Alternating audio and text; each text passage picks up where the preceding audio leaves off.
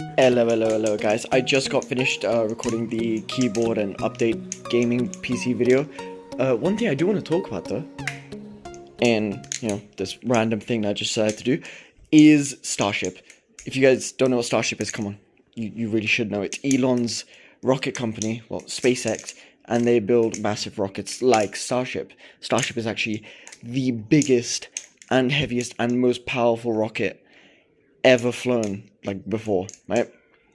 And Starship has been on a testing spree because they're gonna be going sending people to the moon, sending people to Mars, all that stuff, and they actually do have a contract. SpaceX has a contract with NASA to develop HLS, which is the human landing system, which is going to be used potentially, if it's chosen, to land humans on the moon and maybe Mars if we get that far, right? But today is gonna be, I say today, tomorrow morning for me in India it's gonna be like 4:15 a.m. But local time in Texas it's gonna be like I don't know, sometime in the evening, like I think 5 or 6 in the evening, right? But since I'm in India, time zones exist. It's gonna be like 4:15 in the morning, and I'm gonna be watching it. Right, I'm gonna drink as much coffee as I humanly can without having a heart attack, and I will watch this. Do I have school tomorrow? Yes. Do I care? Hell no. The biggest rocket on Earth is more important than school. Any day, right? So I'm gonna be staying all night, like staying up all night watching the Starship stream. There's this one channel that everyone should follow if you're a rocket nerd, and if you already follow them and you're a rocket nerd, good on you, because yeah, they're amazing. NSF, NASA Spaceflight, these guys are amazing. They provide literally 24/7 coverage of places like the Space Coast, the Space Launch Complexes, and Starbase, and their whole and SpaceX's and Starship's whole operations, right? And they do launch coverages on like Falcon 9s and random space traffic stuff, right? And they also do space reports, news, weekly roundups. Honestly, like the best YouTube channel you can possibly have to like go over space news and stuff. Honestly, love them. 10 out of 10. You need to watch them.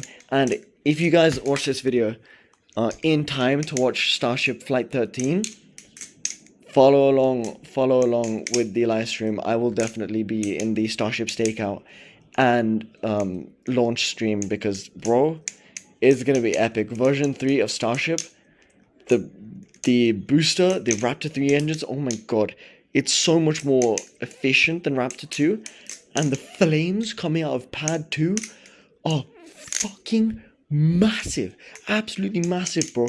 Those flames look gorgeous. If you guys have seen Booster 20's static fire test a couple days ago, dude, it was gorgeous. It was so beautiful.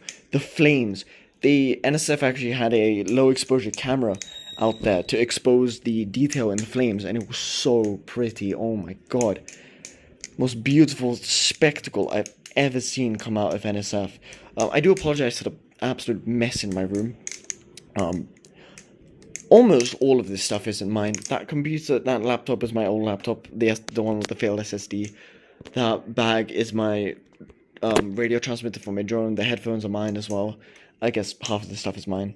My zipper light is over there, my mouse, and laptop stand cooling thing. The rest is just random junk. I guess the school bag is mine. Okay, I don't know what point I was making. Most of this mess is mine. That folder as well. I need to really clean up my room, don't I? But yeah, I mean, just wanted to make this video because, like, Starship, bro. Some things about Starship. I want to talk about some things about Starship, because Starship, honestly, it's like one of my favorite rockets of all time. SLS is definitely up there. Obviously, the space shuttle has to be like top, like S tier, S plus tier, bro. I should do a ranking video on my favorite aircraft and favorite rockets. Although I don't know a lot about all the different types of rockets. Like, I don't know much about Chinese rockets or Russian rockets or Indian rockets and stuff, because I mean they're not really as active or frequent as stuff like SpaceX, because SpaceX literally every week at least has like 2 Falcon 9 launches sending Starlink satellites up there. So, I mean, yeah, definitely want to do that. Some things about Starship, though. Version 3, Block 3, whatever the fuck you want to call it. The thrust off the pad, 80,800 kilonewtons. It is absolutely diabolical. It's ridiculous the amount of thrust this thing has. And its payload capacity is 100,000 kilograms. 100,000 kilograms. Can we just wrap our head right there? Even I can't wrap my head around that.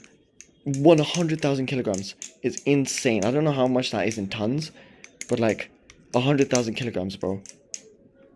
That's still less than your mum. I apologize. I don't know why I made that joke, but yeah, it's crazy. I believe it is 124.4 meters tall. That is the height of the fully stacked Starship with the booster and ship on top. The boosters and ships that are gonna go flying today are gonna be Booster 20, like, you know, Booster 20, like the one from the static fire that they tested. So Booster 20 and Ship 40. And it's gonna be mad. It's gonna be absolutely crazy. The entry profile for the booster is gonna be the same, pretty much the same as Flight 12, because on Flight 12, the boost back burn had many engine failures. It was used to, Block 2, version 2, used to only ignite 13 of the 33 Raptor engines on the booster. Right, that's the engines, by the way, Raptor engines. And the version of Raptor engines on version 3 of Starship is literally version 3 of the Raptor engines as well. So, yeah, before they used to only fire up 13 of the 33 Raptor engines. Now, for version 3, by the way, Flight 12 was the first flight of version 3. For version 3, they're going to be igniting all 33 Raptor engines. That is a massive jump in the amount of engines they're going to be launching. Well, not launching, reigniting for the boost back burn. And for the landing burn and descent burn, I think it's going to... I think they changed the configuration. I think instead of the center 3 Raptor engines, they're going to have I think they're going to have 2 outboard engines from the outer ring and 1 inner ring engine, just to simulate some engine failures and to try and see what would happen if an engine failed. Can they use other engines to perform the same task, you know, landing and like being able to be guided down to the chopsticks, which are going to catch the booster. I still haven't wrapped my head around the fact that they catch their fucking boosters. And by the way, their boosters aren't small. It's 22 floors tall. Imagine a 22-story tall building falling at the speed of sound, much faster than the speed of sound actually, and then igniting a couple of engines, slowing down to the point where it can be caught by a standing tower. Like what? And it's just hanging there off 2 catch pins attached to the booster sides. It's absolutely insane. Version 3 though is gonna be different. When they catch the booster is not gonna have dedicated catch pins. It's going to land on the grid fins itself. So the grid fins have been beefed up. Instead of 4 grid fins like there were on version 2, there's now 3 grid fins in a T-shaped configuration. That's to allow like more yaw control instead of roll control, so they can kind of directionally control the spacecraft. Well, the craft, the booster. Now the ship is going to have, again, a similar role as last time, demonstrating with, again, the infamous Dodger Dogs, the Dodger Dog satellites. For anyone who doesn't know or is not a space nerd, Dodger Dog satellites, it's a funny name that the SpaceX employees gave the dummy satellites. 2 specific dummy satellites. I think they're a bit bigger than the other ones, and they also have cameras on them.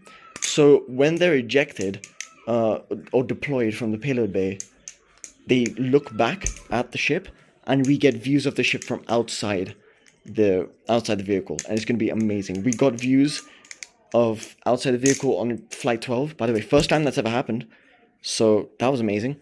And this time as well, I think we're going to have those as well with the Dodger Dogs. It's going to be absolutely fabulous. I think the landing profile is going to be the same. I think on Flight 12, we weren't able to have a second Raptor relight. So I think they're going to try and aim for that again this time because that failed. They weren't able to relight the Raptor engines. So the ship landed, and it just landed slightly off timing. Like, it didn't land within the time frame that they were expecting. It's still within the planned time frame, but still not optimal, not nominal, right? So yeah, that's gonna happen. I'm so hyped for this flight. It's gonna be amazing. Am I gonna be absolutely dead tomorrow? 100%. Do I care? Hell no. Is it worth it? Absolutely. So I think with that, we're gonna conclude this random update video that I made about Starship. And yeah, peace, love, and Raptor 3 engines.